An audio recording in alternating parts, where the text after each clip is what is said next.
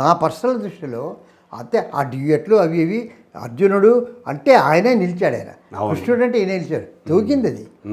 వాళ్ళు ఏదో పర్సనల్గా అట్లా ఉంటుంది కృష్ణులాగా. ఇప్పుడు శృంగార పరంగా ఆయన చేసిన చూపులు, తపము ఫలించిన శుభవేళ, ఇటువంటి పాటలన్నీ పాడాలంటే చెరువుకి చేయాలి, గడ్డం వేసుకొచ్చాలంటే ఆ నాగేశ్వరరావు గారి రూపము అది ఉంటేనే సరిపోతుంది. కానీ ఆ రూపం ఉంటే సరిపోకపోయిండు, చాలా కరెక్ట్గా ఉంది అది.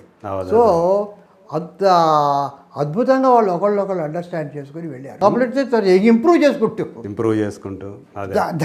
కాంప్లిమెంట్ కాదు, అది చేసా కదా నేను కూడా చేస్తాను, పోటీ చేసి అలా శ్రీకృష్ణ జరుగుతాయి. ఆ సినిమాలోనే అలిగితివ సఖీ ప్రియ, అందులో ఒక పాటలో ఒక రాగం పాడే అది చేయాలి.